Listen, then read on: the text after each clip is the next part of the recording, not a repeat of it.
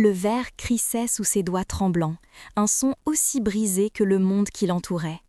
Clara était à genoux au milieu de son petit appartement, ou du moins de ce qu'il en restait. Chaque objet portait la marque d'une fureur insensée. Les coussins éventrés déversaient leurs garnitures comme des entrailles. Les livres étaient arrachés de leurs étagères, leurs pages froissées comme des vies gâchées. Mais c'était le cadre photo qui lui serrait le cœur. Le visage souriant de sa sœur, Chloé, était désormais traversé par une fissure cruelle, le verre brisé déformant son innocence. C'était un message, une violation. Marco n'avait pas seulement détruit ses biens, il avait souillé son unique sanctuaire, l'endroit où elle se sentait, ne serait-ce qu'un peu, en sécurité. L'odeur rance de la bière qu'il avait versée sur son lit flottait dans l'air, se mêlant à celle, plus âcre, de sa propre peur. Elle ramassa un éclat de verre, son reflet fragmenté la fixant, celui d'une femme poussée au-delà de ses limites, minuscule et anéantie au milieu des ruines de sa vie. La question n'était plus de savoir si elle pouvait s'échapper, mais combien de temps il lui restait avant qu'il ne s'en prenne à la seule chose qui comptait vraiment. Son téléphone vibra sur le sol, l'écran s'illuminant avec le nom de Marco. Un frisson glacé parcourut son échine. Elle savait ce que le message dirait, des menaces, des insultes, un rappel de la dette absurde qu'il avait inventée pour la maintenir sous son emprise. 100 000 €, une somme si astronomique qu'elle en devenait irréelle, une chaîne invisible autour de son cou. Il l'avait prévenue, s'il ne pouvait pas l'avoir, personne ne le pourrait, et il s'assurait qu'elle paye pour son audace de l'avoir quittée. La véritable terreur, cependant, n'était pas pour elle-même, c'était pour Chloé. Marco savait que sa petite sœur était son point faible, son univers tout entier. Il avait déjà commencé à parler de son lycée, de ses horaires. Chaque vibration du téléphone était un coup de marteau sur son âme. C'est ce sentiment d'impuissance, ce nœud dans l'estomac, quand le monde semble s'acharner, que beaucoup d'entre nous connaissent. Si cette histoire résonne en vous, si vous avez déjà eu l'impression d'être seul contre tous, n'oubliez pas de vous abonner et de laisser un pouce bleu. Votre soutien permet à des récits comme le mien d'être entendus et de nous rappeler que même dans le noir, on n'est pas toujours seul. Il y avait eu un homme, une fois, il y a des mois, un visage dans la foule de son travail, Dante Moretti. Elle n'avait même pas su son nom à l'époque. Il était assis seul à une table d'angle dans le restaurant italien bondé où elle travaillait, silencieux, observant. Il dégageait une aura de calme mortel qui tranchait avec le chaos ambiant. Un client particulièrement odieux avait fait tomber un plateau de ses mains, l'humiliant devant tout le monde. Alors qu'elle s'empressait de nettoyer, les joues en feu, l'homme de la table d'angle s'était levé. Il n'avait pas dit un mot, il avait simplement posé sa main lourde sur l'épaule du client agité, un geste qui contenait une pression et une promesse suffisantes pour glacer le sang. Le client avait blêmi, s'était excusé platement et était parti sans finir son repas. Plus tard, en partant, l'homme avait laissé un pourboire extravagant sur sa table, avec un simple mot griffonné sur la serviette. « Le courage est une monnaie rare ». Leurs regards s'étaient croisés une seconde, des yeux sombres, insondables, qui semblaient voir à travers elle. Puis il avait disparu dans la nuit marseillaise. Elle avait pensé à lui pendant un jour ou deux, puis l'avait classé comme une simple anecdote, un moment étrange.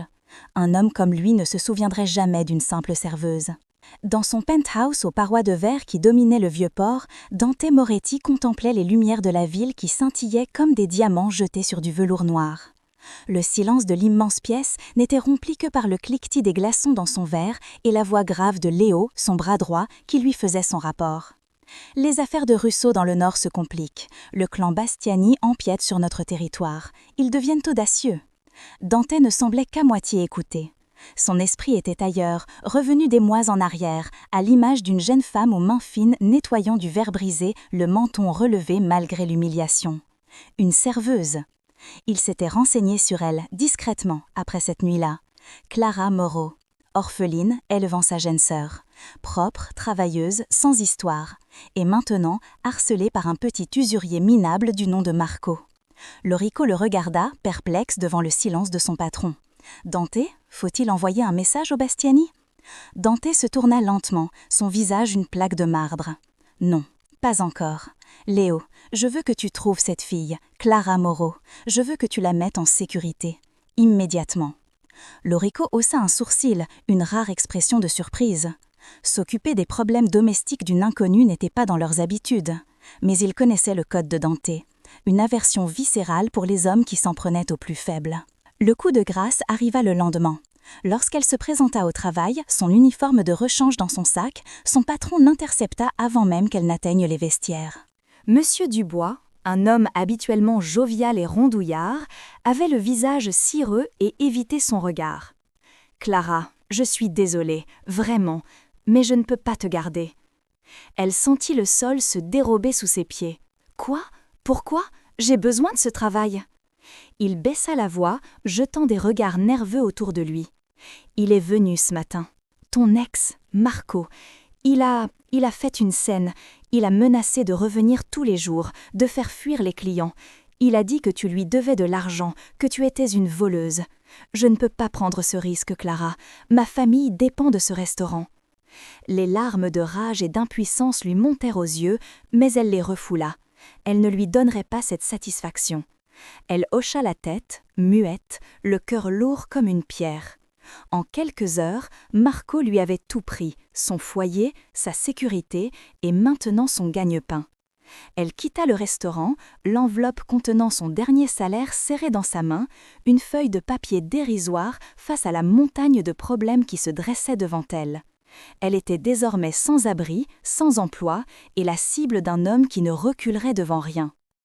Assise sur la marche froide du palier, son unique sac de sport à ses pieds, Clara fixait la porte de son appartement saccagé. La police avait été appelée par les voisins, avait pris sa déposition avec une lassitude bureaucratique et était repartie, lui conseillant de demander une ordonnance restrictive qui, elle le savait, ne serait qu'un bout de papier pour un homme comme Marco. Elle n'avait nulle part où aller. Les foyers étaient pleins et elle refusait de mêler Chloé à ce cauchemar en se réfugiant chez une de ses amies. Elle se sentait piégée, un animal acculé dont les options s'amenuisaient à chaque seconde. C'est alors qu'elle entendit le bruit. Pas un bruit de rue habituel, mais le ronronnement profond et discret d'un moteur de luxe qui s'arrêtait juste devant son immeuble modeste. Des portières se fermèrent avec un bruit sourd et feutré. Puis des pas, lourds, synchronisés, montant les escaliers. Pas les pas pressés d'un voisin, mais la cadence mesurée d'hommes qui n'étaient pas pressés, car ils savaient que leur destination ne leur échapperait pas. Une ombre, puis deux, puis trois, se découpèrent dans la faible lumière du couloir. Ils portaient des costumes sombres, impeccablement coupés, qui semblaient absorber la lumière. Leur présence emplit l'espace, silencieuse, professionnelle et absolument terrifiante. Le premier homme, plus âgé, avec des cheveux poivre et sel et des yeux qui avaient tout vu, s'avança. Il ne la regarda pas avec pitié, mais avec une sorte d'évaluation calme et directe. Il s'arrêta à quelques pas d'elle, les deux autres se positionnant de part et d'autre, bloquant toute retraite possible. Clara se tassa contre le mur, son cœur battant à tout rompre contre ses côtes. Étaient-ils des hommes de Marco? Était-ce la fin? Sa gorge était si sèche qu'elle ne pouvait pas prononcer un mot. L'homme plus âgé s'inclina légèrement, un geste de respect presque déconcertant dans cette situation. Sa voix était grave, posée, sans la moindre trace de menace, et pourtant chaque syllabe portait le poids d'une autorité absolue. « Clara Moreau ?» Elle ne put cocher la tête, les yeux écarquillés. Il la fixa un instant, puis prononça les mots qui allaient faire basculer sa vue dans un autre univers, une phrase qui était à la fois une énigme et une promesse terrifiante. « Dante Moretti se souvient de vous. Il nous envoie. » Il marqua une pause, laissant l'absorber le choc, le nom résonnant dans son esprit comme un écho d'un autre monde. Puis il ajouta la dernière phrase, celle qui scellait son destin. « Il vous a choisi. » Le nom de Dante Moretti flottait dans son esprit comme un fantôme, une impossibilité. Choisi? Pourquoi? Par qui? L'homme qui s'était levé pour elle une seule fois, des mois auparavant? L'idée était si absurde qu'elle frisait la folie. Léo, l'homme aux cheveux poivre et sel, ne lui laissa pas le temps de réfléchir. D'un geste de la tête, il signifia à l'un de ses hommes de ramasser son unique sac. « Venez avec nous, mademoiselle Moreau, il n'est plus sûr pour vous de rester ici. » Ce n'était pas une suggestion, c'était un ordre, prononcé avec une courtoisie qui le rendait encore plus impérieux. Elle se laissa guider, ses jambes flageolantes, descendant les escaliers comme dans un rêve fiévreux. Une berline noire, d'un luxe sobre et menaçant, attendait en bas, son moteur tournant en un murmure à peine audible. La portière s'ouvrit pour elle. En s'asseyant sur le cuir souple, elle jeta un dernier regard à son immeuble miteux, à la vie brisée qu'elle laissait derrière elle. La voiture s'élança dans la nuit marseillaise, silencieuse et rapide, l'emportant vers un destin qu'elle ne pouvait même pas commencer à imaginer, un point de non-retour franchi sans un mot. Le trajet se fit dans un silence de plomb, un cocon d'opulence qui l'isolait du monde extérieur. Clara regardait les lumières de la ville défiler, floues et distantes, comme si elle était déjà dans un autre univers. Les hommes ne parlaient pas, communiquant par des regards brefs et professionnels. Elle se sentait comme un colis précieux et fragile, une marchandise déplacée d'un point A à un point B. La voiture s'engagea finalement dans une rampe souterraine et s'arrêta dans un parking immaculé, aussi propre qu'une salle d'opération. Léo l'escorta jusqu'à un ascenseur privé qui monta en silence vers les étages supérieurs. Les portes s'ouvrirent directement sur un espace à couper le souffle. Un penthouse immense dont les murs étaient des baies vitrées offrant une vue panoramique sur tout Marseille. Le mobilier était minimaliste, cher et impersonnel. C'était un palais de verre et d'acier, froid et magnifique. Et là, debout près de la fenêtre, une silhouette sombre se découpant sur la mer de lumière se tenait Dante Moretti. Il ne s'était pas encore retourné, mais sa présence emplissait la pièce, une force tranquille et écrasante. Le silence était si profond qu'elle pouvait entendre les battements affolés de son propre cœur. Il se tourna lentement et ses yeux la trouvèrent instantanément. Ils étaient exactement comme dans son souvenir, sombres, pénétrants et contenant une intelligence vive qui semblait tout voir, tout savoir. Il n'y avait aucune surprise sur son visage, seulement une confirmation silencieuse. Il s'avança vers elle, ses pas ne faisant aucun bruit sur le sol en marbre. « Clara Moreau », dit-il, sa voix grave et posée, sans inflexion. Ce n'était pas une question. Il s'arrêta à quelques mètres d'elle, son regard balayant son visage fatigué, ses vêtements froissés. « Vous avez eu une mauvaise journée. Votre appartement a été vandalisé. Vous avez perdu votre emploi. Un homme du nom de Marco prétend que vous lui devez 100 000 €. Il menace de s'en prendre à votre sœur, Chloé. » Chaque mot était une pierre jetée dans l'eau calme de son incrédulité, créant des ondes de choc. Comment savait-il tout ça? Le détail, la précision de ces informations étaient terrifiants. Il n'était pas seulement un homme riche et puissant, il était quelqu'un dont l'influence s'étendait dans les moindres recoins de la ville, quelqu'un qui pouvait arracher les secrets les plus sombres à la lumière sans effort apparent. Dante se détourna d'elle et se dirigea vers un bar impeccablement rangé. Il se servit un verre d'eau, le geste mesuré, délibéré. Il n'y avait aucune colère visible dans ses actions, mais l'air autour de lui crépitait d'une fureur contenue, froide comme la glace. « Il y a des règles dans mon monde, Clara, des codes. On ne touche pas aux innocents. On ne terrorise pas les femmes pour régler des comptes. C'est une lâcheté que je ne tolère pas. » Il se retourna, son verre à la main, et la fixa. Cet homme, Marco, a enfreint ses règles. Il a attiré mon attention de la pire des manières. Il a cru pouvoir agir en toute impunité dans ma ville, sous mes yeux. Il s'est trompé. Son indignation n'était pas passionnée, elle était factuelle, absolue, comme une loi de la nature.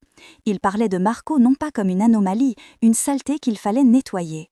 Pour la première fois depuis des mois, Clara sentit autre chose que la peur. Elle sentit la puissance écrasante de la colère de cet homme, une colère qui, pour une raison incompréhensible, était dirigée non pas contre elle, mais pour elle. Il posa son verre avec un bruit sourd et précis sur une table basse. « Voici ce qui va se passer », annonça-t-il, son ton ne laissant aucune place à la négociation. « À partir de ce soir, vous allez vivre ici, dans cet appartement. Une chambre vous a été préparée. Demain, Léo vous trouvera un travail, la comptabilité d'un de mes hôtels. C'est un travail discret, bien payé. Vous n'aurez plus à vous soucier de l'argent. En échange, je vous garantis une chose, votre sécurité absolue et celle de votre sœur. Marco ne vous approchera plus jamais, il ne l'approchera plus jamais.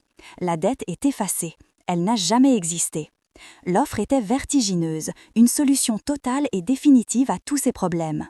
Une bouée de sauvetage lancée dans l'océan de son désespoir. Mais elle sentit le piège se refermer. Vivre ici, sous son toit, sous son contrôle, travailler pour lui, être à sa merci, c'était passer d'une cage de fer rouillé à une cage dorée.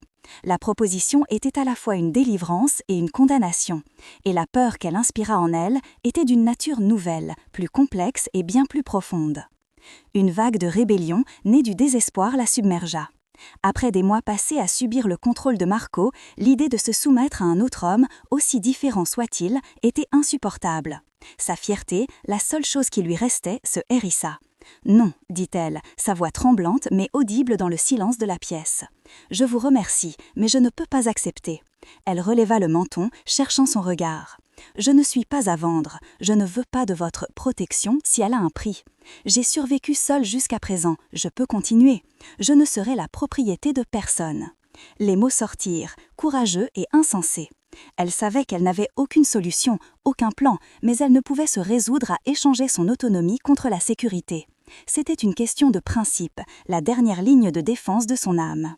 Elle préférait affronter Marco et l'inconnu plutôt que de devenir un oiseau en cage, même si la cage était le plus bel endroit qu'elle ait jamais vu. Elle s'attendait à de la colère, de l'impatience. Mais Dante la regarda simplement, son expression inchangée, comme si sa réponse était une pièce prévisible dans un jeu prévisible dans son jeu parfaitement. Il ne haussa pas la voix, il ne montra aucun signe d'irritation. Au contraire, une lueur presque imperceptible de quelque chose qui ressemblait à du respect passa dans ses yeux. « Votre courage est la raison pour laquelle je me suis souvenu de vous, Clara. Mais le courage seul ne protégera pas votre sœur. » Il fit un pas vers elle, réduisant la distance qui les séparait. « Ceci n'est pas une offre de charité, c'est un arrangement mutuellement bénéfique. Je vous offre un sanctuaire et vous, par votre simple présence, me permettez de régler un problème qui entache mon territoire. Considérez cela comme un contrat de travail. » Puis sa voix se fit plus basse, plus tranchante. « Vous parlez de survivre seul, mais Marco ne s'intéresse plus seulement à vous. Il sait que Chloé est votre faiblesse. Il sait qu'elle prend le bus de 16h42 à l'arrêt de la rue Paradis. Il sait qu'elle aime s'arrêter à la pâtisserie du coin le vendredi. » Chaque détail était une lame de couteau qui s'enfonçait dans son cœur. Il ne la menaçait pas, il lui exposait la terrible vérité. Sa fierté ne pesait rien face à la menace très réelle et imminente qui planait sur la seule personne qu'elle aimait au monde. Le souffle lui manqua. La réalité de ses paroles la frappa avec la force d'un coup de poing. Toute sa résistance, toute sa fierté s'effondra en un instant, réduite en poussière par la peur glaciale qui l'envahit. Chloé. Il avait raison, ce n'était plus seulement sa vie qui était en jeu. Marco était assez pervers et désespéré pour s'en prendre à une adolescente innocente juste pour la faire souffrir. Elle ne pourrait jamais se le pardonner. Elle regarda autour d'elle, voyant le penthouse non plus comme une cage, mais comme une forteresse, un endroit où Chloé pourrait être en sécurité. La décision n'en était plus une. Il n'y avait jamais eu de choix. Il y avait la survie et il y avait l'impensable. Les larmes qu'elle avait si vaillamment retenues lui montèrent aux yeux, des larmes de rage, d'impuissance et de défaite.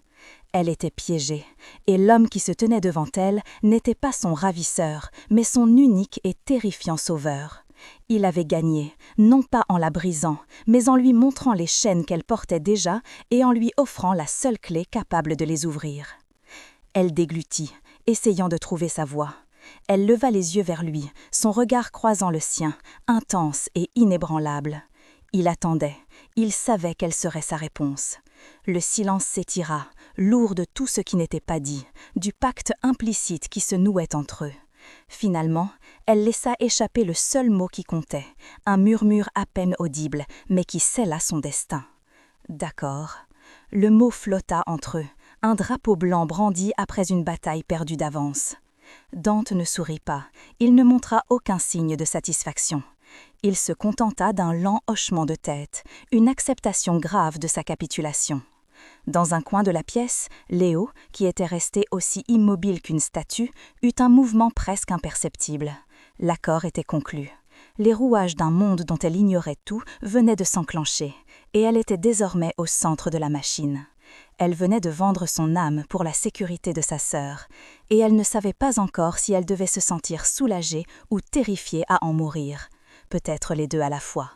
Elle était entrée dans le monde de Dante Moretti, et rien ne serait plus jamais comme avant.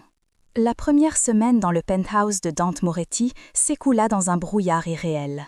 Clara se sentait comme un fantôme hantant un palais de verre. La vie ici était régie par un silence et un ordre qui la mettaient mal à l'aise, si loin du chaos chaleureux de son ancienne existence. Léo lui avait expliqué les règles avec une courtoisie formelle. Ne jamais ouvrir la porte, ne pas utiliser les balcons sans sa présence ou celle de Dante, et informer l'un des gardes postés discrètement dans le couloir de chacun de ses déplacements à l'intérieur même de l'appartement. Son nouveau travail était tout aussi stérile. Un bureau anonyme dans l'un des hôtels de luxe de Dante, où elle passait ses journées à vérifier des chiffres sur un écran, loin de l'interaction humaine et du bruit des assiettes qui avaient rythmé sa vie. Chaque soir, une voiture blindée la ramenait à sa cage dorée. Elle était en sécurité, elle le savait, Chloé était en sécurité. Mais cette certitude avait le goût amer de la captivité.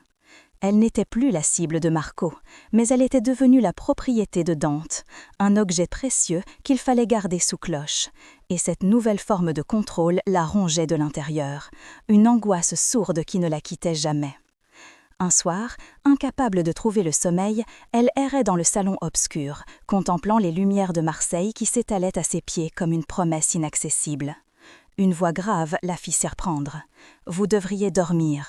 Dante se tenait dans l'ombre, un verre à la main, l'observant.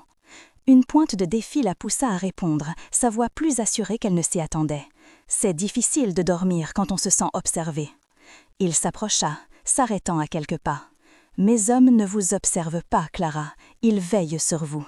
La nuance est importante. » Il marqua une pause, son regard intense. « Nous avons commencé à nous occuper de Marco. Ses petites affaires de prêt sur gage s'effondrent. Ses fournisseurs se sont soudainement taris. Ses protecteurs l'ont abandonné. Nous le démantelons, pièce par pièce, sans bruit. Il apprendra ce qu'il en coûte de faire du bruit dans ma ville. » En l'écoutant, elle ressentit un mélange troublant de satisfaction glaciale et de peur. La puissance qu'il maniait était terrifiante, une force invisible qui pouvait effacer un homme de l'existence. Elle comprenait maintenant que le danger ne venait pas seulement de Marco, mais de la nature même du monde dans lequel elle venait d'entrer. Le lendemain matin, elle confia à Léo, lors d'une conversation anodine, à quel point la cuisine lui manquait. C'était la seule chose qui lui permettait de se sentir utile, de créer quelque chose de chaleureux de ses propres mains. Elle ne s'attendait à rien, c'était une simple remarque mélancolique. Pourtant, le soir venu, en entrant dans la cuisine immaculée qu'elle n'avait jamais osé toucher, elle la trouva métamorphosée. Le plan de travail en marbre était couvert de produits frais du marché. Des légumes gorgés de soleil, du poisson frais, des herbes aromatiques dont le parfum emplissait la pièce. Il y avait même de la farine et du chocolat, des ingrédients qu'elle utilisait pour faire les gâteaux préférés de Chloé. Il n'y avait aucune note, aucune explication. Plus tard, lorsqu'elle croisa Dante dans le couloir, il la regarda à peine et dit simplement, comme s'il commentait la météo, « Une cuisine est faite pour servir ». Ce geste, à la fois impersonnel et profondément intime, la déstabilisa complètement. C'était la preuve qu'il l'écoutait, qu'il la voyait au-delà de la forme effrayée qu'il avait recueillie. Pour la première fois depuis son arrivée, elle se mit à cuisiner, et l'odeur du pain chaud emplit le silence du penthouse, un acte de défi domestique contre la froideur de sa nouvelle réalité. Dante organisa une visite pour Chloé le week-end suivant. La sécurité était omniprésente, mais si discrète que sa sœur, émerveillée, ne remarqua rien. Pour elle, Dante n'était que le patron riche et mystérieux de Clara, un homme impressionnant qui leur offrait un refuge temporaire. Chloé explora le penthouse avec des yeux ronds, fascinée par le luxe et la vue imprenable. Pendant quelques heures, assises sur le canapé blanc démesuré, les deux sœurs retrouvèrent une complicité presque normale, riant de souvenirs et de projets d'avenir. Clara, cependant, restait sur le qui-vive, consciente des ombres qui se mouvaient à la périphérie de leur bulle de bonheur. Dante les observa de loin, adossé à l'encadrement d'une porte, son visage une énigme de marbre. Le cœur de Clara se serra lorsque Chloé lui raconta, avec un soulagement innocent, que le type bizarre qui traînait près de son lycée avait disparu. « Tu avais raison, il s'est lassé », dit-elle en souriant. Clara lui rendit son sourire, un mensonge sur les lèvres. La sécurité de sa sœur avait un prix, et elle le payait chaque seconde passée sous le regard insondable de l'homme qui se tenait dans l'ombre, son sauveur et son geôlier. La quiétude fut brutalement rompue un soir. Léo entra dans le salon sans s'annoncer, son visage habituellement impassible traversé par une lueur d'urgence. Il s'adressa à Dante à voix basse, mais Clara, assise non loin, perçut la tension dans chaque mot. « Les Bastiani, murmura Léo, ils posent des questions, ils savent pour la fille, ils disent que c'est une faiblesse, une brèche dans l'armure. » Le nom du clan rival flotta dans l'air comme un poison. Le calme de Dante se fissura, remplacé par une froideur polaire, une concentration mortelle qui semblait aspirer toute la chaleur de la pièce. Il congédia Léo d'un geste sec et se tourna vers elle. Ses yeux étaient devenus des éclats d'obsidienne. « À partir de maintenant, vous ne quitterez plus cet appartement, pas sans moi, pas sans Léo, pas même pour aller sur le balcon. Est-ce que c'est bien compris ?» Ce n'était plus une règle, c'était un enfermement. La menace n'était plus un petit prédateur comme Marco, c'était une meute de loups qui avait senti son odeur, et elle comprit avec une terreur glaciale que la forteresse qui la protégeait était aussi la cible qu'elle représentait désormais. La cage dorée venait de se refermer à double tour. La confirmation de son statut de paria arriva quelques jours plus tard, sous la forme d'un homme nommé Russo, l'un des capitaines de Dante. Il était plus âgé, le visage buriné par des années de violence contenue, et son regard la balaya avec un mépris à peine voilé dès qu'il la vit. Il ne lui adressa pas la parole, se tournant directement vers Dante pour lui parler en italien, un flot de paroles gutturales et dures. Clara ne comprenait pas la langue, mais le langage du corps était universel.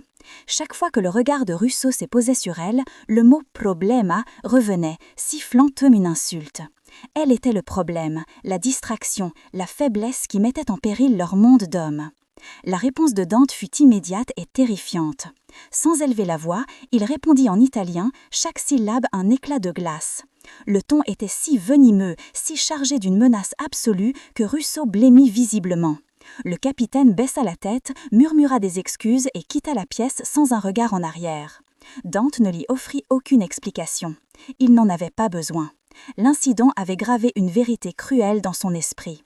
Pour ces hommes, elle ne serait jamais l'une des leurs.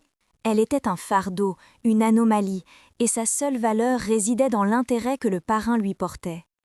Étouffant sous le poids des restrictions et de la culpabilité, Clara finit par craquer. Elle attendit que Dante rentre tard un soir et le confronta dans le grand hall d'entrée, sa peur se mêlant à une colère née du désespoir. « Je ne peux pas vivre comme ça », lança-t-elle, sa voix tremblant mais ferme. « Je ne suis pas votre prisonnière. J'ai besoin de voir ma sœur sans que ce soit un événement d'État. J'ai besoin de marcher dans la rue, de respirer un air qui ne soit pas filtré. » Il la laissa parler, son visage impassible, ses mains dans les poches de son costume impeccable. Quand elle eut fini, il s'approcha lentement, son calme plus intimidant que n'importe quel cri. « La normalité est un luxe que nous n'avons plus, ni vous ni moi.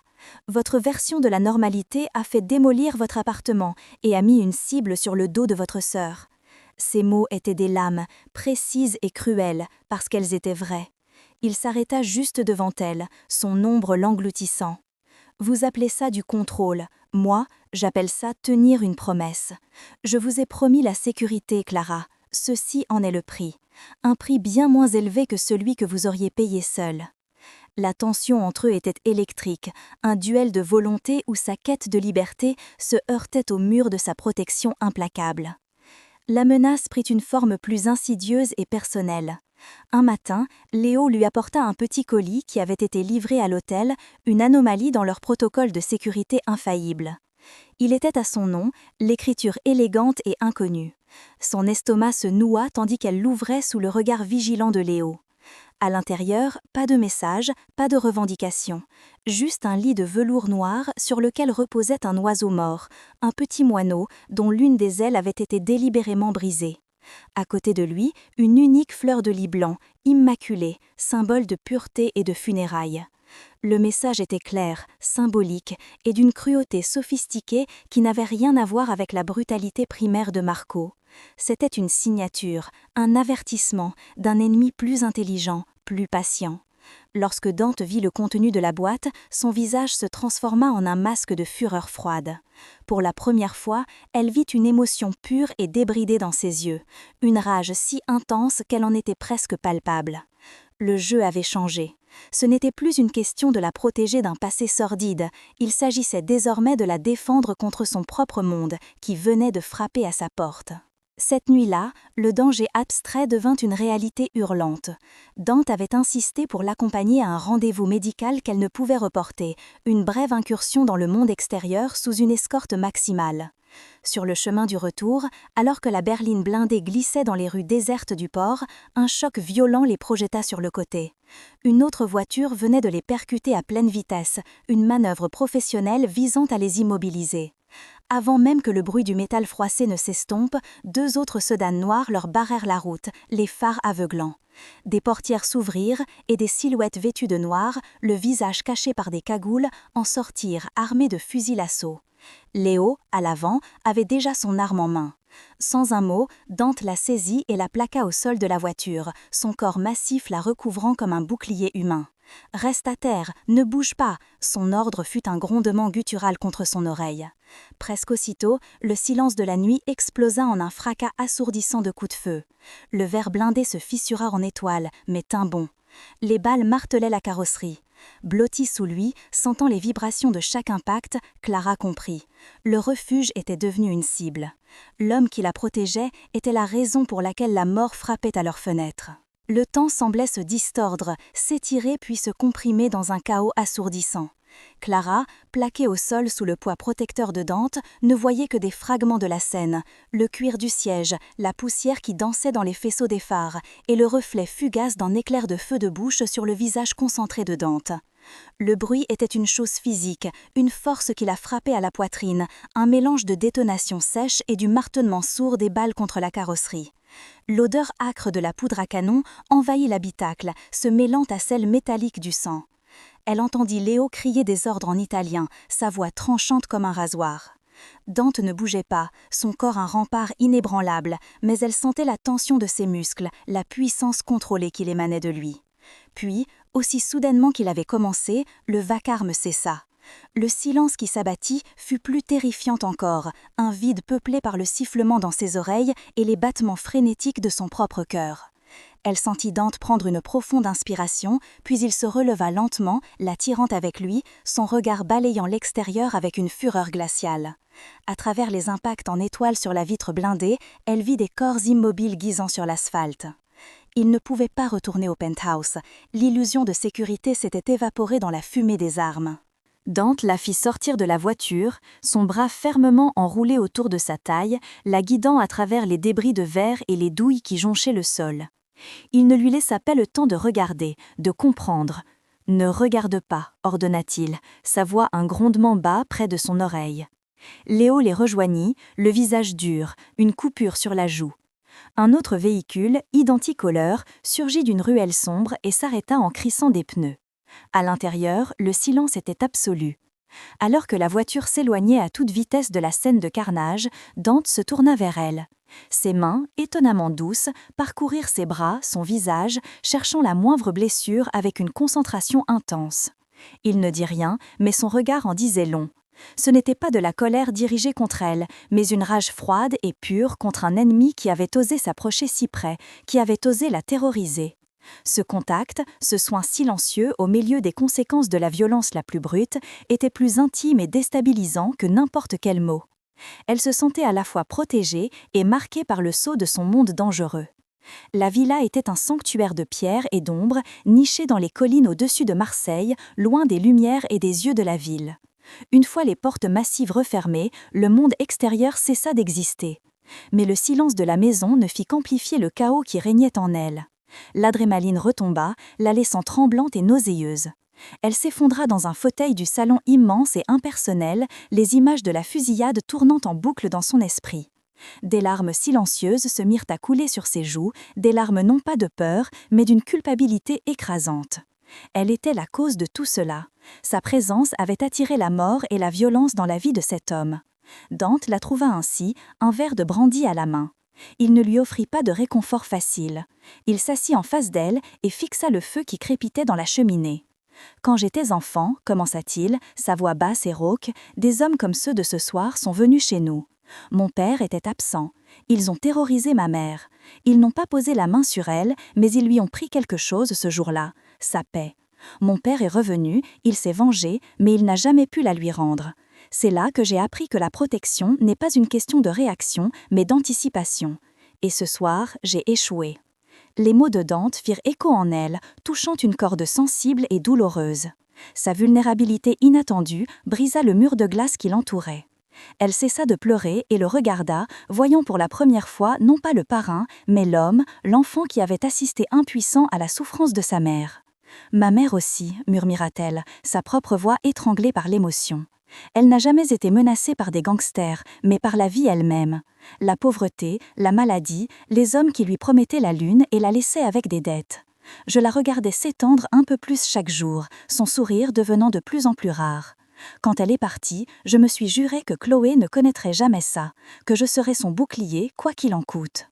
Leurs histoires, si différentes en surface, étaient tissées du même fil, une promesse silencieuse faite à un être cher, un fardeau porté seul pendant des années. Dans ce salon luxueux, au milieu du danger, il n'était plus un chef de la pègre et sa protégée. Ils étaient deux âmes solitaires qui reconnaissaient dans l'autre la même cicatrice, la même détermination féroce née d'une perte ancienne. L'air entre eux changea, se chargeant d'une tension nouvelle, plus douce et infiniment plus complexe que la peur. L'intimité fragile de leur confession fut brisée par l'arrivée de Léo. Il tenait une tablette, son visage plus sombre que jamais. Ils ont laissé un message Dante, pas sur les lieux. Il a été envoyé à la direction de l'hôtel de la Corniche. Il tourna l'écran vers eux. Le cœur de Clara cessa de battre. C'était une photo, nette, prise au téléobjectif. On y voyait Chloé, sortant de son lycée, riant avec une amie, son sac à dos jeté sur une épaule, l'innocence même. Elle était si vivante, si insouciante, si complètement inconsciente du monde prédateur qui l'observait. Sous l'image, une seule phrase en lettres capitales, un coup de poignard numérique, une faiblesse en appelle une autre. Ce n'était plus une menace indirecte, une simple démonstration de force. C'était une déclaration de guerre personnelle et vicieuse. Les Bastiani ne cherchaient pas seulement à affaiblir Dante en s'en prenant à son territoire. Ils visaient son âme, en utilisant la pureté de Chloé comme une arme pour atteindre Clara et à travers lui. La villa cessa d'être un sanctuaire, elle redevint une cage et les murs semblaient se refermer sur elle, l'étouffant sous le poids de ce qu'elle avait involontairement déchaîné. La réaction de Dante fut volcanique, mais silencieuse. Une fureur si intense qu'elle semblait absorber tout l'oxygène de la pièce. Son visage devint une sculpture de granit, ses yeux deux éclats de glace noire. D'un geste sec et brutal, il projeta son verre contre le mur de pierre de la cheminée où il explosa en une myriade de diamants scintillants. Ce fut sa seule concession à la rage qui le consumait. Puis il se tourna vers elle. La fureur avait disparu de ses yeux, remplacée par une détermination si féroce qu'elle en était presque terrifiante. Il traversa la pièce en deux enjambées et prit son visage entre ses mains. Son contact ferme, impérieux, l'obligeant à le regarder. « Écoute-moi bien », gronda-t-il, sa voix un murmure vibrant de promesses mortelles. « Personne ne touchera ta sœur. Tu m'entends? C'est ma parole. Ils voulaient mon attention. Ils l'ont. Ils ont fait l'erreur de te prendre pour une simple faiblesse. Ils ne savent pas qu'ils viennent de signer leur propre arrêt de mort. » Dans son regard, elle ne vit plus un arrangement, un contrat de protection. Elle vit un homme prêt à brûler le monde pour tenir une promesse qui était devenue la sienne, une promesse faite non plus par honneur, mais par quelque chose de bien plus profond, de bien plus personnel. Leur destin était désormais scellé, lié par le sang qui avait été versé et celui qui allait couler. Une étrange clarté s'empara de l'esprit de Clara, chassant la peur. Elle n'était plus seulement un pion dans leur jeu, une victime collatérale. Elle était l'épicentre du conflit, la raison pour laquelle ces forces obscures s'affrontaient. Et dans cette terrible réalisation, elle trouva une force inattendue. Elle cessa de trembler et posa ses mains sur les siennes, qui tenaient toujours son visage. Son regard ne flancha pas. « Vous ne pouvez pas faire ça seule, » dit-elle, sa voix étonnamment calme et assurée. « Vous connaissez leur violence, mais je connais leur nature. Les hommes comme eux, les prédateurs qui s'en prennent aux plus faibles, ils se nourrissent de la peur. Leur arrogance est leur plus grande faiblesse. Marco était comme ça. Il sous-estime toujours ceux qu'il considère comme inférieurs. » Elle marqua une pause, laissant le poids de ses mots s'installer. « Ne me cachez pas, ne me mettez pas de côté. Utilisez-moi, utilise ce qu'ils pensent savoir de moi. Laissez-moi être l'appât, mais cette fois, c'est moi qui tiendrai le piège avec vous. » Dante la dévisagea, une lueur de surprise, puis d'un respect nouveau et profond dans les yeux. Elle n'était plus la serveuse effrayée qui l'avait sauvée. Elle était devenue une reine sur son échiquier, prête à jouer son propre rôle dans la guerre à venir. Cette nuit-là, le sommeil fut un luxe qu'aucun d'eux ne put s'offrir. Ils se retrouvèrent dans la bibliothèque de la villa, baignés par la seule lueur de la lune qui filtrait à travers les hautes fenêtres. Le silence entre eux n'était plus celui de la méfiance, mais celui d'une compréhension profonde, d'une anticipation électrique. La peur et le danger avaient brûlé toutes les barrières, ne laissant que la vérité brute de leur connexion. Il s'approcha d'elle, qui se tenait près de la fenêtre, contemplant les ombres du jardin. Lentement, presque timidement, il leva la main et traça la ligne de sa mâchoire avec le dos de ses doigts. Un geste d'une tendresse infinie qui contrastait violemment avec la dureté de l'homme. « Rester avec moi, c'est choisir le danger à chaque instant », murmura-t-il, sa voix rauque d'une émotion qu'il ne cherchait plus à cacher. « Ils ne s'arrêteront pas. Ils t'utiliseront contre moi jusqu'à ce que l'un de nous soit anéanti. » Elle ne recula pas.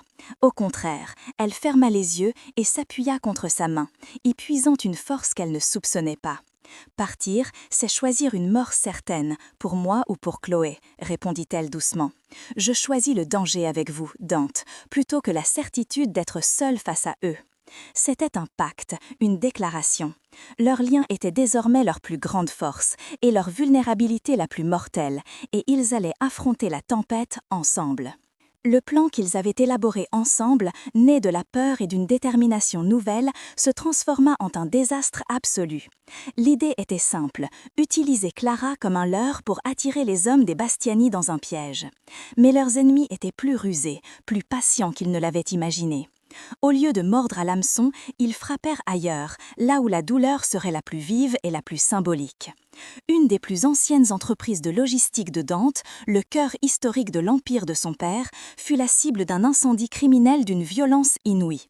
Le bâtiment ne fut pas seulement détruit, il fut anéanti, emportant avec lui des années d'histoire et bien pire, plusieurs hommes loyaux à Dante, dont Léo, qui fut grièvement blessé en essayant de mettre la situation. Clara apprit la nouvelle par le silence glacial qui s'abattit sur la villa, un silence plus lourd que n'importe quel cri.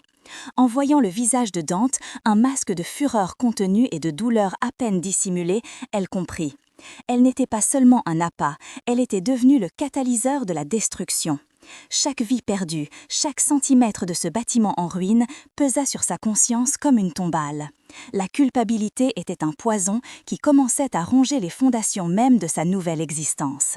La tragédie de l'entrepôt fit éclater les tensions qui couvaient au sein de l'organisation de Dante. La paranoïa, ce mal insidieux qui ronge les empires, s'installa. Une attaque d'une telle précision ne pouvait provenir que d'une trahison. Les soupçons se tournèrent presque immédiatement vers Russo, le capitaine qui n'avait jamais caché son mépris pour Clara, la considérant comme une faiblesse inacceptable. Dante, aveuglé par la rage et le chagrin de voir Zéo entre la vie et la mort, convoqua Russo à la villa. La confrontation fut brève, brutale et sans appel. Devant une Clara pétrifiée, Dante accusa son vieil allié, son visage une plaque de marbre d'où émanait une autorité mortelle. Russo nia avec véhémence, le désespoir et l'indignation se lisant dans ses yeux, mais Dante ne voulut rien entendre. Il le bannit, le dépouillant de son rang et de son honneur en quelques phrases glaciales qui scellèrent son destin. Clara assista à la scène horrifiée. Elle voyait un homme briser un lien de loyauté forgé sur des décennies, poussé par une situation qu'elle avait elle-même provoquée. Et si Russo était innocent, l'idée s'insinua en elle, terrifiante. Sa présence ne faisait pas que mettre Dante en danger, elle le transformait, le poussant à se retourner contre les siens, corrompant son code de l'intérieur. Les Bastiani, sentant le chaos grandir chez leur rival, portèrent le coup de grâce psychologique. Le message ne fut pas livré par un homme de main ou par un appel anonyme, mais d'une manière bien plus personnelle et cruelle.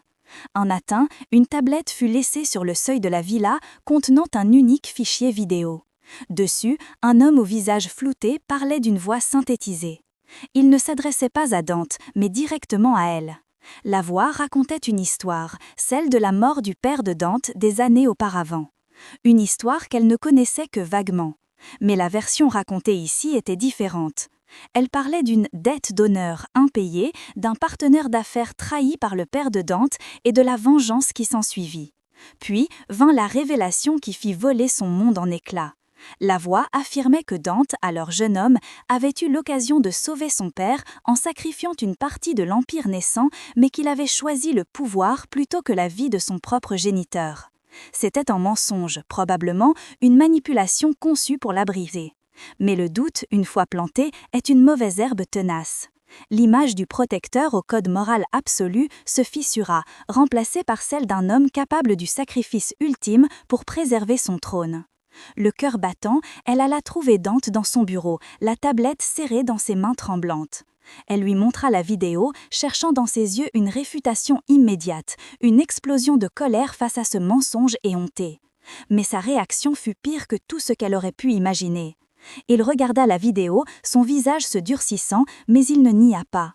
Il se contenta de la regarder avec une froideur distante, ses pensées à des lieues de là, déjà absorbées par la stratégie de la guerre. Ils jouent avec ton esprit, Clara, c'est ce qu'ils font. Ils cherchent des fissures, ne leur en donne pas. Son ton était pragmatique, dénué de toute émotion, comme s'il parlait d'une manœuvre militaire. Il ne la rassura pas, il ne lui dit pas que c'était faux. Il traita sa peur comme une simple variable tactique. Pour lui, c'était un coup de l'ennemi. Pour elle, c'était le fondement de leur confiance qui s'effondrait. S'il pouvait être si froid à propos d'une accusation aussi monstrueuse, qu'est-ce que l'empêcherait de la considérer, elle et Chloé, comme des pions sacrificiables sur son grand échiquier? Le protecteur avait disparu, ne laissant que le parrain, un homme dont les calculs lui étaient devenus totalement étrangers et terrifiants. Cette nuit-là, la décision s'imposa à elle, inéluctable et douloureuse. Elle était le problème. Sa présence était la fissure que les Bastiani exploitaient sans relâche. Elle était la cause de la blessure de Léo, de la disgrâce de Rousseau et de la guerre qui consumait le monde de Dante. Rester à ses côtés, c'était continuer à alimenter le feu, c'était attendre que la prochaine cible soit Chloé ou Dante lui-même. La confiance brisée, la peur de l'homme qu'elle pouvait être, s'ajoutait à la certitude qu'elle était une malédiction. Il n'y avait qu'une seule issue, elle devait disparaître. Pas seulement de sa vie, mais de la carte. Elle devait redevenir invisible, comme avant, mais cette fois avec une détermination farouche. Elle passa les heures sombres de la nuit à planifier son départ, utilisant son esprit d'observation pour déceler les failles dans la sécurité renforcée de la villa. Chaque objet qu'elle glissait dans son petit sac était un adieu silencieux à la sécurité qu'elle avait connue. C'était un acte de sacrifice, croyait-elle. La seule façon de le protéger était de le quitter, de lui rendre sa force, en lui retirant sa plus grande faiblesse, elle-même. C'était la décision la plus difficile de sa vie, mais elle semblait être la seule juste. À l'aube, profitant du changement de garde, elle mit son plan à exécution. Son cœur battait un rythme assourdissant dans sa poitrine, mais ses gestes étaient précis, dictés par une lucidité désespérée. Elle se glissa hors de la villa par une porte de service qu'elle avait repérée, son ombre se fondant dans les premières lueurs grises du jour. Avant de partir, elle avait laissé une enveloppe sur l'oreiller de sa chambre, là où il la trouverait. À l'intérieur, quelques mots griffonnés sur une feuille de papier, chaque lettre une coupure sur son âme. Elle ne cherchait pas à expliquer sa peur ou son doute. Elle lui offrait la seule chose qu'un homme comme lui pouvait comprendre, la rupture d'un contrat. Notre accord est terminé. Vous m'avez offert la sécurité, mais le prix est devenu trop élevé pour tout le monde. Je vous libère de votre promesse. En retour, je vous demande de ne pas me chercher. Considérez ma disparition comme le paiement final de ma dette. Adieu, Dante. C'était froid, clinique, un coup de poignard conçu pour couper tous les liens, pour le convaincre que sa décision était rationnelle et définitive. En franchissant le portail, elle ne se retourna pas, emportant avec elle le poids de son choix et laissant derrière elle les ruines d'un refuge qui était devenu une prison dorée. Quand Dante trouva la lettre, la villa était déjà silencieuse. Le soleil matinal inondait la chambre, illuminant la feuille de papier posée sur l'oreiller vide. Il la lut une fois, puis une deuxième, son visage devenant une toile blanche d'où toute expression avait été effacée. Il n'y eut pas de colère explosive, pas de verre brisé. Il y eut quelque chose de bien pire, un vide absolu. L'empire pour lequel il s'était battu, les ennemis qu'il devait anéantir, tout cela perdit soudain son sens. Il avait gagné d'innombrables batailles, mais il venait de perdre la seule guerre qui comptait. Pendant ce temps, Clara marchait sur une route de campagne, seule, sans argent et sans destination. Chaque pas l'éloignait de la seule protection qu'elle ait jamais connue, la propulsant dans un monde où elle était une proie pour tous. Pour les Bastiani, qui la voyaient comme un levier, pour Marco, qui voulait sa vengeance, et maintenant, pour les conséquences de ses propres choix. Ils étaient tous les deux au point le plus bas de leur existence. Lui, seul au sommet de son pouvoir vide, elle, seule au bas de l'échelle de la survie. Séparés par la peur et la trahison, avec un ennemi qui semblait avoir gagné sur tous les fronts, l'avenir n'était plus qu'une ombre menaçante, et tout ce qu'ils avaient construit semblait détruit à jamais. Le silence de la villa était une insulte. Chaque pièce, chaque meuble criait son absence. Dante ne relut pas la lettre. Les mots étaient gravés dans son esprit, froids et précis comme une lame de chirurgien. La douleur était un feu blanc, mais il ne la laissa pas le consumer. Au lieu de cela, il la canalisa en une fureur glaciale, une clarté de pensée absolue. Son empire avait été attaqué, ses hommes blessés, et la seule chose qui donnait un sens à ce pouvoir lui avait été arrachée. Il convoqua ses hommes de confiance, non pas pour la traquer, c'eût été violer le seul ordre qu'elle lui ait jamais donné, mais pour démanteler l'ennemi qui l'avait poussé à fuir. Il passa les heures suivantes dans son bureau, transformant son chagrin en stratégie. Il réexamina chaque rapport, chaque bribe d'information sur l'incendie, sur les Bastiani, sur la disgrâce de Rousseau. Il n'y avait plus de place pour l'émotion. Il était redevenu la machine qu'il était avant elle, mais avec un objectif nouveau et terrifiant. Il n'allait pas seulement gagner cette guerre, il allait effacer de la carte quiconque avait osé la toucher, la menacer ou même prononcer son nom. Il leur ferait regretter d'être née. Clara, de son côté, était retournée dans le ventre de la bête. Elle avait trouvé refuge dans un petit hôtel miteux près du port, payant avec les quelques billets qu'elle avait pu emporter. L'invisibilité était sa seule armure. Elle savait qu'elle ne pouvait pas affronter les Bastiani, mais elle pouvait déterrer les racines du mal. Marco. Tout avait commencé avec lui. Elle passa ses journées à arpenter ses anciens territoires, le visage dissimulé sous une capuche, écoutant les rumeurs qui couraient dans les bars et les ruelles. Elle n'était plus la serveuse effrayée, elle était une chasseuse, mue par une détermination née du désespoir.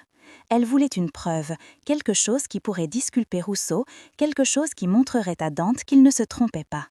Après 2 jours d'errance, elle trouva une piste, un ancien complice de Marco, un jeune homme terrifié qui avait tout perdu. Elle le coinça dans une impasse, non pas avec des menaces, mais avec la vérité brute de sa propre souffrance. Tremblant, il finit par parler. Il lui raconta comment Marco, bien avant l'arrivée des Bastiani, avait été approché par quelqu'un de l'intérieur, quelqu'un qui connaissait les faiblesses de l'Empire Moretti. Les 2 enquêtes, menées en parallèle dans des mondes opposés, convergèrent vers la même vérité empoisonnée. Pendant que Clara obtenait le nom du traître de la bouche du petit malfrat, Dante, dans son bureau stérile, arrivait à la même conclusion par une autre voie. Léo, depuis son lit d'hôpital, lui avait rappelé un détail anodin. Rousseau, le jour de l'incendie, avait déplacé de sa propre initiative une partie des archives de son père vers un autre site, argumentant d'un risque d'humidité. C'étaient ces archives qui avaient été sauvées. Un acte de trahison? Non, un acte de loyauté désespérée. Le véritable traître était un homme plus discret, un comptable amer et ambitieux que les Bastiani avaient retourné avec des promesses de pouvoir. C'est lui qui avait fourni les plans de l'entrepôt, lui qui avait suggéré de faire porter le chapeau à Rousseau, sachant que Dante, aveuglé par la douleur, frapperait son allié le plus fidèle. Au moment où Dante comprenait l'étendue de la manipulation, son téléphone sonna. Une voix méconnaissable, modifiée. « Nous avons quelque chose qui vous appartient. Le hangar 14, sur les quais. Venez seul. Nous savons que votre petit oiseau a quitté sa cage. » La peur, cette vieille compagne familière, l'a saisie d'une poigne de glace. Les Bastiani l'avaient trouvé. Ils ne l'avaient pas tué. Ils l'avaient emmené, ses protestations étouffées, dans l'obscurité d'une voiture aux vitres teintées. Elle se retrouva dans un hangar désaffecté, l'air chargé de l'odeur de la rouille et de la mer. Le chef du clan Bastiani, un homme au sourire carnassier, se tenait devant elle. Il ne la voyait pas comme une personne, mais comme un objet, la clé d'or pour déverrouiller l'Empire Moretti. « Il va venir pour vous », ricana-t-il. « Et quand il le fera, il nous donnera tout ce que nous voulons. C'est touchant, cette faiblesse qu'il a pour les choses brisées. » Mais Clara n'était plus brisée, elle était enragée. Elle le regarda droit dans les yeux, sa peur se muant en un défi glacial. Vous faites la même erreur que tous les autres, dit-elle, sa voix claire et stable. Vous le sous-estimez. Vous pensez qu'il viendra négocier, mais un homme comme lui ne négocie pas pour ce qui lui appartient, il vient le reprendre. C'est à ce moment précis que l'une des portes métalliques du hangar explosa, projetée vers l'intérieur par une force dévastatrice. Le chaos fut total. Dante n'était pas venu seul. Il était venu avec la fureur de son clan tout entier, une force chirurgicale et silencieuse qui neutralisa les gardes extérieurs avant même que l'écho de l'explosion ne s'éteigne. À travers la fumée et la poussière, Clara vit sa silhouette se découper, une arme dans chaque main, ses yeux fixés sur elle avec une intensité qui brûlait tout sur son passage. Le chef des Bastiani, pris de panique, la saisit et plaça un pistolet contre sa tempe. « Un pas de plus, Moretti, et elle est morte !» cria-t-il. Mais Clara ne se laissa pas faire. Se souvenant des paroles de Dante sur l'arrogance de ses ennemis, elle se mit à rire, un rire hystérique et méprisant. « Vous croyez vraiment qu'il tient à moi? J'étais juste un passe-temps. Tuez-moi et il vous remerciera de l'avoir débarrassé d'un problème. » Le doute, une fraction de seconde, traversa le regard du truand. Ce fut tout ce dont Dante avait besoin. Un tir, précis, assourdissant. L'homme s'effondra, une tache rouge s'étendant sur sa poitrine. Le silence retomba, seulement troublé par le bruit des hommes de Dante qui sécurisaient les lieux. Il s'avança vers elle, son visage un masque de fureur et de soulagement. Il ne dit rien. Il se contenta de la prendre dans ses bras, un geste qui n'avait rien de doux, mais qui était un ancrage, une certitude. Il la serra contre lui comme s'il craignait qu'elle ne se dissolve dans l'air, son cœur battant un rythme effréné contre sa poitrine. Plus tard, de retour dans la villa, après que les médecins eurent pansé ces quelques égratignures, ils se retrouvèrent dans le silence du salon. Le monde extérieur, avec sa violence et ses trahisons, semblait à millions de kilomètres. Ils se tenaient près de la fenêtre, contemplant la ville qui leur avait presque tout pris. « Tu es libre, Clara, » dit-il finalement, sa voix rauque. « Vraiment libre cette fois. Marco est parti, les Bastiani sont finis. Je peux t'envoyer où tu veux, te donner les moyens de recommencer, loin de tout ça, loin de moi. » Il se tourna vers elle, et pour la première fois, elle vit dans ses yeux une vulnérabilité totale, la peur de sa réponse. Elle s'approcha de lui, posa sa main sur son cœur. « Ma place n'est pas loin de toi, Dante. Ma place est ici. Ce n'est pas une cage, c'est mon foyer. » Il ferma les yeux, un soupir tremblant s'échappant de ses lèvres. Il prit sa main et y déposa un baiser, scellant non pas un pacte de protection, mais un choix mutuel, une promesse de construire, ensemble, un refuge au cœur de la tempête. Les mois qui suivirent la chute des Bastiani remodélèrent la ville à l'image de la nouvelle paix de Clara. Le silence qui s'était installé n'était pas celui de la peur, mais celui d'un ordre restauré. L'empire de Dante, purgé de ses éléments les plus corrompus, se tourna de plus en plus vers la lumière, ses entreprises légitimes prospérant sous la direction d'un Léo entièrement rétabli. Rousseau, dont la loyauté avait été mise à l'épreuve et finalement reconnue, est devenu le gardien le plus féroce de ce nouvel équilibre. Il ne voyait plus Clara comme une faiblesse, mais comme l'architecte silencieuse de leur renaissance. Elle n'était plus une protégée confinée dans une tour d'ivoire. De sa propre initiative, elle avait repris la gestion d'un petit hôtel de charme dans le quartier du Panier, le transformant en un joyau d'hospitalité et de chaleur humaine. Elle y insufflait chaque jour sa propre résilience, sa gentillesse devenant une forme de pouvoir respectée par tous. Les hommes, qui leur autrefois regardaient avec méfiance, la saluaient désormais avec une déférence sincère, reconnaissant en elle non pas la femme du patron, mais une reine à part entière, dont le régnum était bâti sur la compassion et la force tranquille. Le penthouse lui-même avait subi une métamorphose, passant d'une forteresse de verre stérile à un véritable foyer. La froideur minimaliste avait cédé la place à une chaleur vécue. Des étagères chargées de livres couraient le long des murs, des plantes luxuriantes cascadaient devant les baies vitrées et les dessins colorés de Chloé étaient fièrement aimantés sur la porte du réfrigérateur high-tech. L'air, autrefois immobile et silencieux, vibrait maintenant des rires de sa sœur, qui préparait son baccalauréat avec une insouciance retrouvée, installée à la grande table du salon. Elle n'hésitait plus à taquiner Dante sur son air perpétuellement sérieux, et lui, qui d'habitude ne tolérait aucune familiarité, se contentait de lever un sourcil amusé, son attention partagée entre ses dossiers et la scène de vie paisible qui se déroulait devant lui. Pour Clara, chaque matin passé dans cette lumière nouvelle était un miracle. Elle n'était plus une invitée, une anomalie dans un monde qui n'était pas le sien.